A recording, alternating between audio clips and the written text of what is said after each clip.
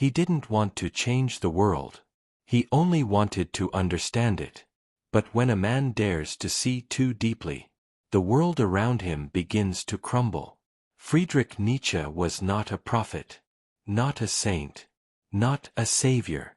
He was something far more dangerous. A man who thought for himself. And those who think for themselves always end up awakening others. He did not raise armies, nor build temples. His battlefield was the mind. His weapon, the word. Nietzsche didn't seek followers. He sought consciousness. And that made him one of the most subversive spirits that ever walked the earth. Before Nietzsche, humanity lived on borrowed truths. Every value had a source above the sky: God, morality, reason, progress. But Nietzsche saw the cracks in those temples. He felt that something was dying, and that humanity refused to accept it. He said, "God is dead." But that phrase was not a celebration. It was mourning. It was not a shout of triumph, but of revelation. Because what had died was not God himself, but our dependence on him. The faith that gave meaning to everything was fading, and Nietzsche saw, before anyone else, that when the sacred dies, the meaning of the world dies with it. Without heaven to guide him, the modern man was left alone. No divine guarantee, no eternal reward, no cosmic purpose, only silence, only the abyss. But Nietzsche saw that in this abyss, there was not only darkness, there was possibility. When the old gods die, new creators can be born, and thus began his greatest mission, to transform the fall into flight. Nietzsche's words were not theories, they were flames. He wrote not to explain life, but to ignite it. Each phrase was a wound, each idea a spark. He knew that truth, when stripped of illusion, is unbearable to most. That's why he wrote like a poet, so that pain could dance, so that thought could burn beautifully. Nietzsche didn't destroy morality. He unmasked it. He discovered that much of what we call good was born from fear, resentment, and weakness. That submission had been renamed virtue. That guilt had been disguised as love. He saw that morality was not divine. It was human, all too human. A system created not to elevate man, but to tame him. For Nietzsche, the problem was not that man believed in God, but that he stopped believing in himself. He wanted to free us from the morality of the herd, that invisible chain that makes us live according to others' fears. The true philosopher, Nietzsche said, is not the one who seeks answers, but the one who dares to question everything, because doubt is the beginning of freedom. He believed that only those who doubt deeply can love deeply, because love that cannot question is just obedience in disguise. Nietzsche's life was a journey through storms, but every storm he endured brought him closer to clarity. Nietzsche knew that truth burns, and yet he walked into the fire willingly. He burned every illusion, the moral, the political, the religious, until only the essential remained. He was not a destroyer, but a purifier. The fire did not consume him, it revealed him. When Nietzsche looked at humanity, he saw a species terrified of its own freedom. He said, "Man is a rope stretched between animal and overman, a rope over an abyss." And he was right. Humanity lives in fear of the fall, when it should fear not falling, not daring, not changing, not creating. Nietzsche didn't come to offer comfort. He came to offer wings. Every man, Nietzsche believed, has a spark of the divine, not the God of religion, but the God of creation. To create is to become divine. To say yes to life, even when it hurts, is to rise beyond the ordinary. Nietzsche called this spirit amor fati, the love of fate, to love your destiny, to love even your pain, because it is part of your story. This is not resignation. It is transcendence.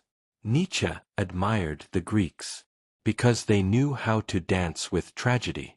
They celebrated the gods, but also the chaos. They sang about life, even as they faced death. He believed that wisdom is not escaping pain, but transforming it. The tragic is not despair, it is depth. And only those who embrace the tragic can create beauty that endures. Nietzsche knew that whoever seeks light must pass through darkness. He saw that the divine is not in perfection, it's in tension. Light is born from shadow. Truth is born from pain. He discovered that the soul expands only when it is forced to break. That's why he said, one must still have chaos within to give birth to a dancing star. He didn't want to save the world. He wanted to awaken it. He didn't plan to start a revolution. He only wanted to be honest. But truth, when lived fully, always becomes revolutionary. Nietzsche's words were seeds planted in the soil of time, and now, generations later, those seeds have become forests in the hearts of all who dare to think. He changed everything, not because he wanted to rule, but because he dared to be free. Nietzsche said that truth is not a calm light. It is lightning, and every lightning strike, before illuminating, destroys. He did not come to comfort. He came to clarify, and all clarity begins by burning the eyes. Humanity called him mad, because he dared to light a torch where everyone preferred to remain blind. Nietzsche wanted no followers. He wanted awakenings. He wanted no faith.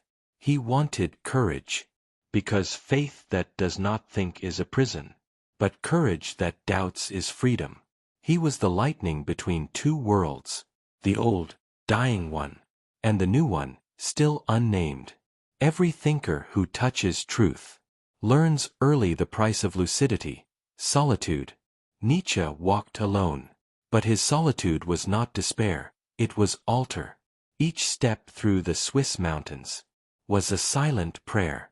There, between wind and silence, he heard what others could not, the voice of his own consciousness. The world called it emptiness. He called it fullness. For him, solitude was not absence. It was total presence. He did not flee solitude. He turned it into a mirror. And in that mirror he saw that modern man does not fear pain. He fears silence. Since childhood, Nietzsche was taught to kneel. But something inside him always wanted to stand. Kneeling is easy. Thinking takes courage. Man has grown used to living on his knees, to asking, waiting, obeying. But Nietzsche understood that the human spirit only blooms when it rises, even before the mystery. He said, one day, man must learn to live without shepherds. And that day has come. Nietzsche sought to free man from fear of the divine, so he could rediscover the divine within himself. Nietzsche was the destroyer of masks, and the world hated him for it. Everyone loves truth, until it comes too close. He showed that goodness can be fear, that humility can be cowardice, that morality can be resentment wearing a halo. Man created virtues to hide his weakness, and Nietzsche revealed that wound. That is why his philosophy does not comfort. It exposes, and whoever dares to look within discovers something both terrifying and beautiful. Freedom is naked. He said, one must still have chaos within to give birth to a dancing star. Chaos is the womb of creation. It's the field where the spirit learns to grow. Those who try to eliminate chaos also eliminate rebirth. Because life is not born from order. It's born from explosion. For Nietzsche, every fall is a seed. Every pain, a beginning. That's why his philosophy is not destruction. It's birth. Nietzsche did not see pain as punishment. To him, pain was a language. The oldest, deepest, most honest of all. Suffering is the teacher. That man tries to silence. But it is suffering that shapes the soul, sharpens the vision, and awakens what is most authentic in us. Nietzsche did not flee from pain. He studied it. He revered it. He learned from it what no doctrine could teach, that the soul grows by burning. What does not kill me makes me stronger. Not bravado, revelation. From his own ashes, Nietzsche glimpsed a new being. The overman, Übermensch. Not a superior species, but an awakened one. A man who creates values, instead of repeating them. Who does not seek heaven, for he has turned the earth into his altar. The overman does not fear tragedy. He turns it into art. He does not seek comfort. He seeks intensity. Nietzsche saw in him the heir of all creation, the artist of destiny, the free spirit who says yes to life, even when life destroys him. In the end, everything Nietzsche did, every word, every pain, every abyss, was to reveal one simple, terrible truth. Salvation does not come from above. It is born from the act of creation. Creation is the new sacred. Thought is the new temple. And life itself is the new ritual. Nietzsche destroyed morality, so that man could be born again. He shattered certainty, so that the spirit could learn to dance. He was the thinker who changed everything without meaning to, because all he wanted was to live with authenticity. And whoever lives authentically inevitably changes the world. Nietzsche fell into silence, but his echo keeps expanding. Every time someone doubts, creates, loves, questions, or simply decides to be whole, Nietzsche is reborn, because he did not live for the past. He lived for the eternal, and the eternal, in Nietzsche, is the moment when man declares, I am the creator. Every truth begins as a wound. Every awakening begins as pain. Nietzsche didn't fear pain. He feared numbness. Because numbness is the slow death of the soul. Its comfort disguised as peace. Its morality disguised as virtue. He believed that thinking should burn. That philosophy should leave scars. He said, the higher we soar, the smaller we appear to those who cannot fly. And he was right. Those who live among clouds are often crucified by those who fear heights. Nietzsche soared too high, and from above, he saw the truth too clearly. That's why he fell. Not from madness, but from magnitude. He broke not because he was weak, but because he saw too much of what is real. They said he went mad. But what if his madness was simply the mind refusing to shrink again? After touching the infinite, Nietzsche's silence in his final years was not defeat. It was consequence. Because whoever carries too much truth eventually must fall silent, not from despair, but from excess. He had crossed the border between thought and revelation, between philosophy and prophecy, and at that border, words dissolve. The world wasn't ready for Nietzsche, and maybe it still isn't. He came too early, like lightning striking before the storm. He showed us a mirror, and we turned away, because the human race prefers comfort to freedom. We prefer illusion to intensity. Nietzsche was a man from another time. Not the past, but the future. He saw what we would only begin to feel a century later. The collapse of meaning, the noise of progress, the loneliness of freedom. He was the first modern soul, and the first to be crushed by it. Nietzsche knew his words would not be understood immediately. He said, "Some are born posthumously."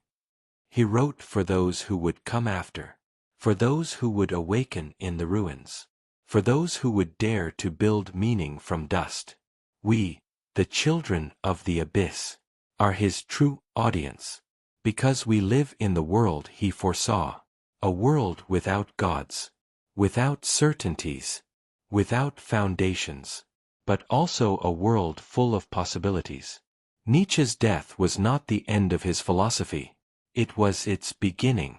His silence became our question. His fall became our call to rise. Every civilization is built on its gods, and every god is built on human fear. Nietzsche didn't kill God. He revealed our illusion of him. He saw that humanity had outgrown its old myths, but still clung to them like children. He knew that if the divine does not evolve, it imprisons us instead of inspiring us. So he tore the veil and said, "God is dead," not to celebrate death, but to invite resurrection, because the death of one God is always the birth of another, the God within. Nietzsche's true revolution was never against heaven. It was against our inner chains. He saw that the most dangerous prisons are not made of stone, but of beliefs. We obey invisible masters: morality, guilt, conformity, approval. We call them values, but they are cages. Nietzsche whispered to every soul, "Break them. Create again." To destroy the old moral order is not to descend into chaos. It is to make room for creation, because every act of creation begins with an act of destruction. For Nietzsche, being was never enough. What matters is becoming.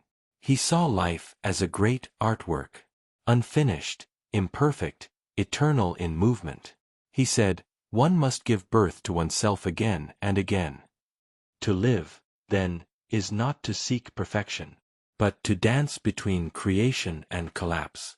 He wanted us to live like artists, painting with experience, sculpting with pain, composing with uncertainty, because art is the only religion that never lies. Nietzsche didn't just think, he burned. His mind was not a library, but a volcano. Every book he wrote was a crack in the earth. Every phrase, an eruption. He didn't seek admiration. He sought ignition. He wanted every reader to catch fire with thought, because a philosophy that does not ignite the soul is only decoration for the mind.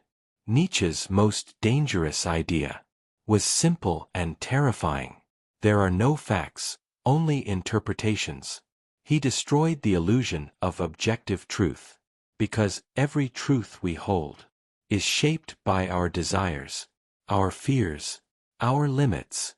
He didn't mean that everything is false, but that everything is alive. Truth is not a monument. It's a movement. It grows, changes, breathes. And the moment we try to freeze it, it dies. That's why Nietzsche's thought is never comfortable. It keeps moving. It refuses to become a doctrine. Nietzsche believed that the greatest enemy of the human spirit is not evil, it's comfort. Because comfort breeds stagnation. It makes the soul small, the mind dull, the heart fearful. He wanted us to live dangerously, not recklessly, but intensely. To take risks not to escape death, but to affirm life.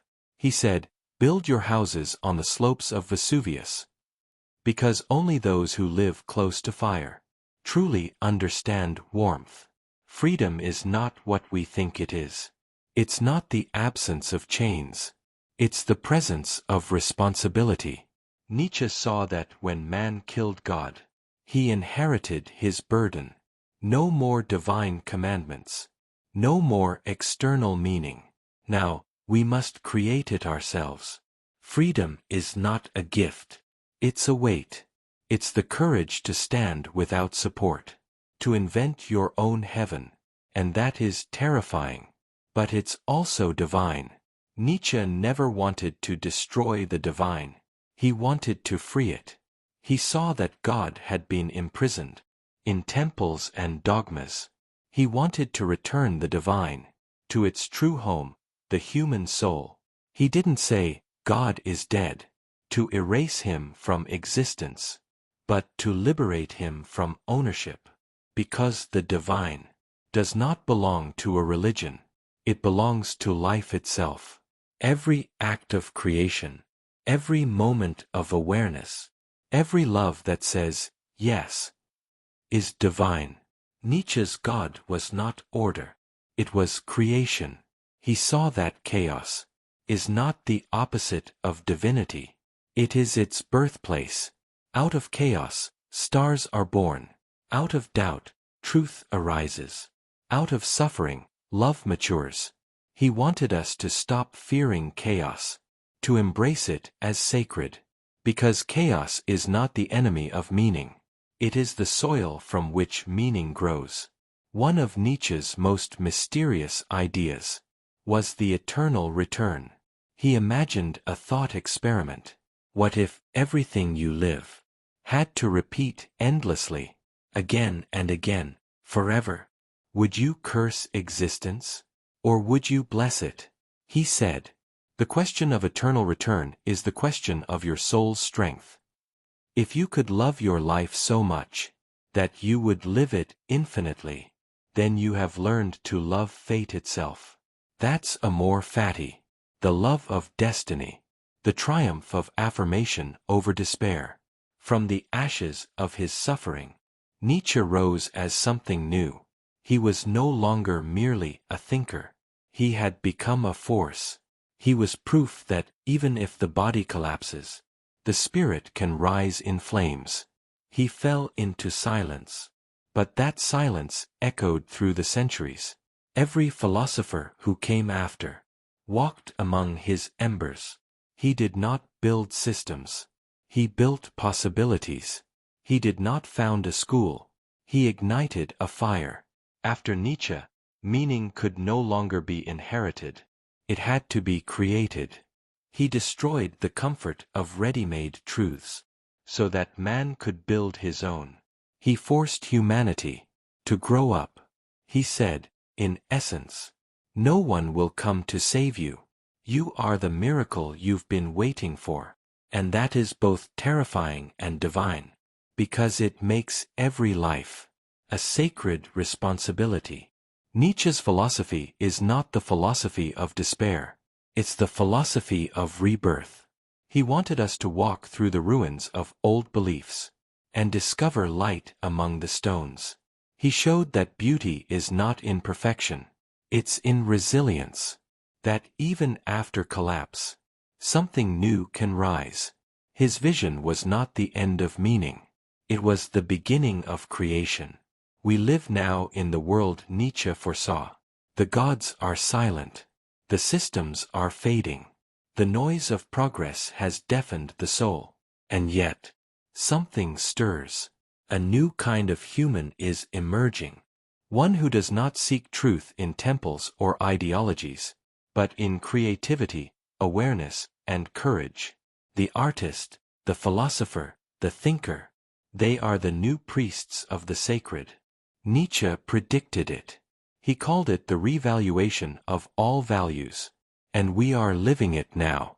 In the end, Nietzsche's message was not about destruction, but transformation.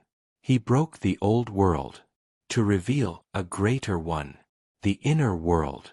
He taught us that to create is the highest form of worship, that to love life, even when it burns, is the greatest act of faith. And so, his fire lives on, in every mind that doubts, in every heart that loves fiercely, in every soul that dares to say yes to everything. Nietzsche changed everything without meaning to, because truth, once spoken, cannot be contained, and his truth was simple and eternal. the divine is not beyond us. It's within us. And the world we dream of is waiting to be created by us.